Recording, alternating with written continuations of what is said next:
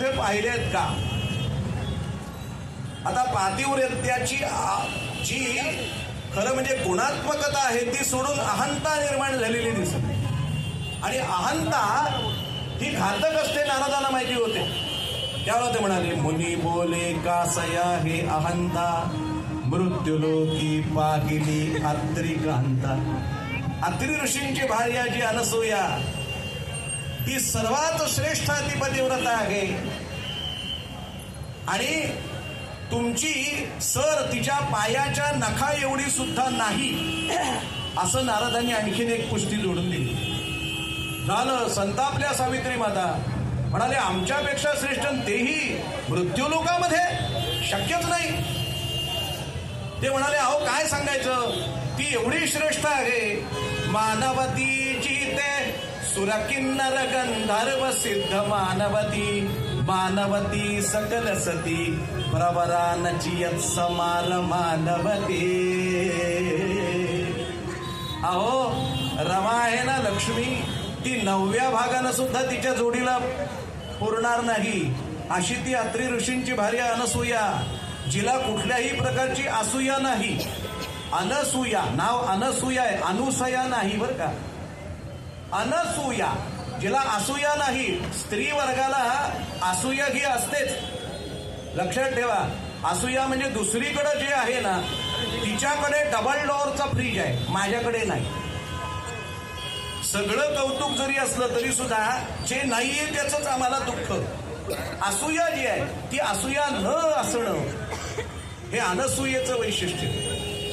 आणि अशी अनसूया महान पतिव्रता आहे. मग म्हणाले नारद आता याला काहीतरी उपाय सांगा, हिचं सत्वहरण केल्याशिवाय मला बरं वाटणार नाही. सांगतो म्हणाले, करून बघा.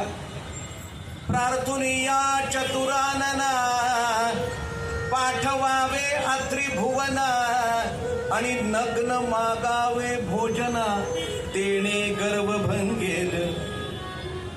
तिथे आपल्या चतुराननं म्हणजे ब्रह्मदेवांना तिथे विप्रवेशामध्ये पाठवा आणि नग्न वेशात तिच्याकडून अन्न मागून घ्या. सत्वहरण. उपाय सांगून लक्ष्मी म्हणजे वैकुंठात गेले नारद मुनी. तिथंही तोच प्रश्न केला गेला. काय होतं कोणाला माहिती, तिनंही तोच प्रश्न विचारला, कुणी श्रेष्ठ पतिव्रता पाहिले का. तिथं उत्तर तेच दिलं. आणि उपाय सांगा म्हणल्यानंतर प्रार्थुनिया शेषशयना पाठवावे अत्रिभुवना, त्यानंही उपाय तो सांगितला. नंतर पार्वती मातेलाही तोच उपाय सांगितला. प्रार्थुनिया त्रिनयना पाठवावे अत्रिभुवन.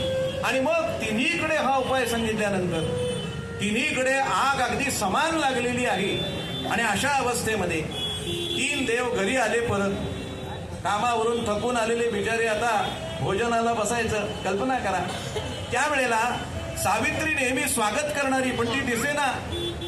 इकडे नाही तिकडे नाही, कुठे गेली, मागच्या परसामध्ये कुठेतरी झोपाळ्यावरती बसली तिकडे तोंड करून. हे जाऊन तिथे उभं राहिलं का काय झालं तुला, काय झालं सांगशील की नाही. सर्व सुखाला मुकलो अगं मी, तू नाही बोललीस तर कसं व्हायचं माझं. सर्व सुखा मुकलो आता, सर्व सुखा मुकलो आता, सर्व सुखा सर्व सुखा मुकलो आता. प्रतिदिन येता मजसी नमिसी, प्रतिदिन येता मजसी नमिसी, आजची बोलसी कानमशी, आजची बोलसी कानमशी.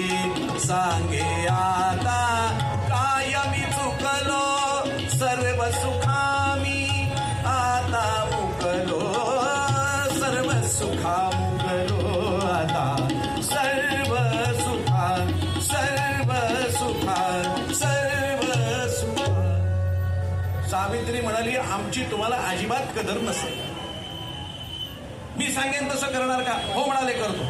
म्हणे आत्ताच्या आत्ता विप्रवेशामध्ये जा आणि अत्रि ऋषींच्या आश्रमात जाऊन तिच्याकडून अनसूयेकडून नग्नावस्थे भोजन मागून घ्या.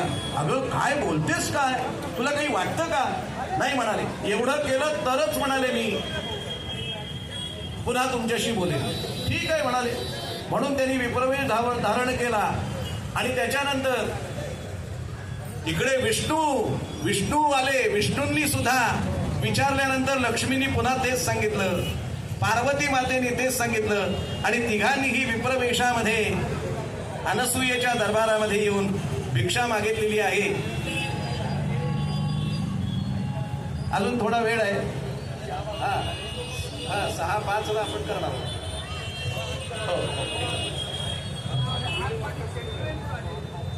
विष्णूंनी सुद्धा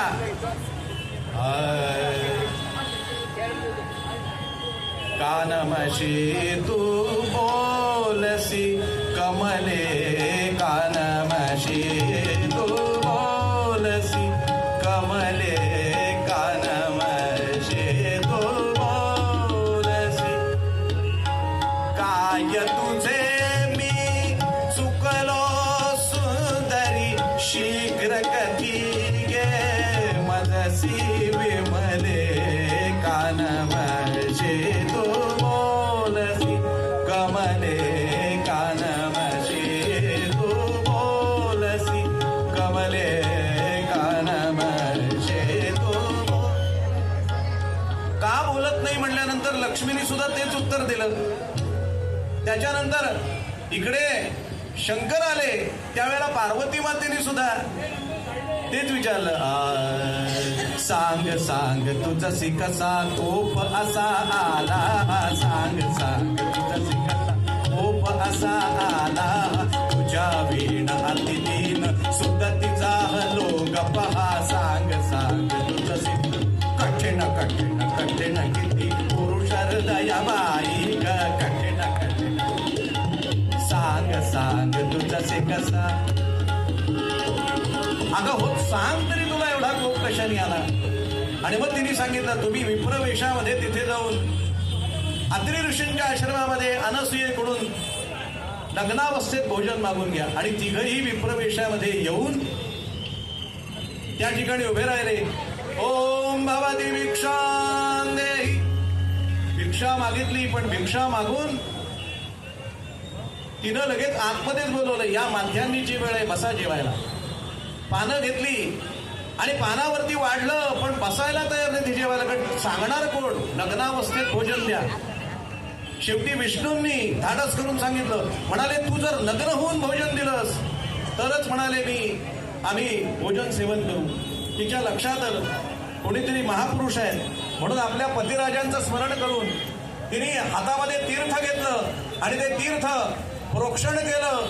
आणि प्रोक्षण केलं मात्र तीनही देवांची छोटी छोटी छोटी छोटी बाळं झाली. छोटी छोटी बाळं झाली.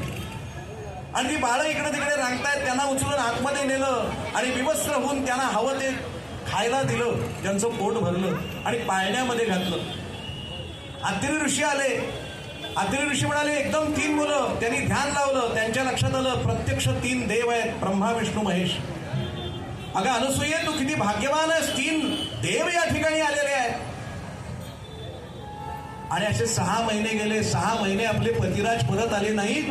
म्हणून ज्यांना अहंकार प्रचंड झालेला होता या 3 देवींना स्वतःच्या पातिव्रत्याचा, त्या 3 देवी अस्वस्थ झालेल्या आहेत. नारदांना विचारलं, कुठं आहे? नारदांनी सांगितलं, म्हणाले तुला तिथं जायला पाहिजे तुम्हाला. आणि तिला वंदन केलं पाहिजे, तिच्यासमोर नतमस्तक झालं पाहिजे, नम्रता स्वीकारली पाहिजे.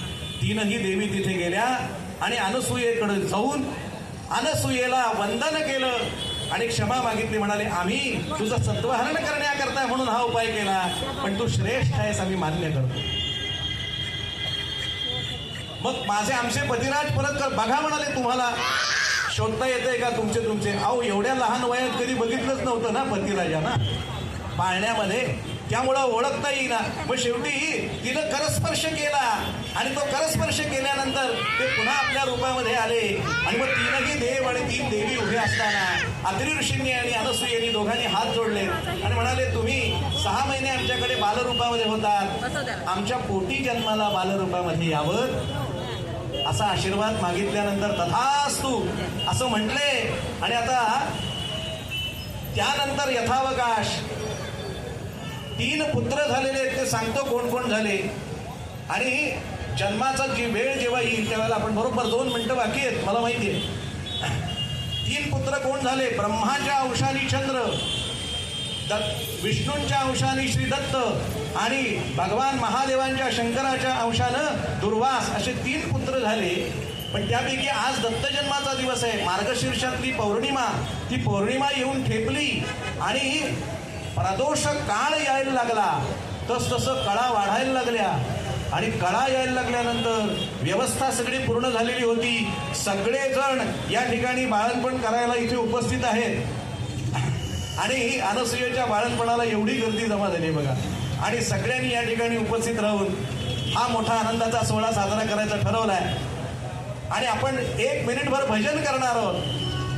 ते भजन केल्यानंतर ज्यावेळेला मी अवधूत चिंतन श्री गुरुदेव दत्त असं म्हणीन, त्यावेळेला जन्म झाला असं समजायचं. पाळणा होईल म्हणजे आधी आधी होईल, पाळणा भजन बघ आरती होईल, काय काळजी करू, सगळं होईल. 1 मिनिटभर सगळ्यांनी भजन करायचं. सगळ्यांनी हाताने टाळी खणखणीत वाजवायची. आणि मी अवधूत चिंतन श्री गुरुदेव दत्त असं बरोबर 6:05 म्हणणार आहे. त्यावेळेला जन्म होईल. दत्ता दिगंबराया हो, सावळ्या मला भेट द्या हो.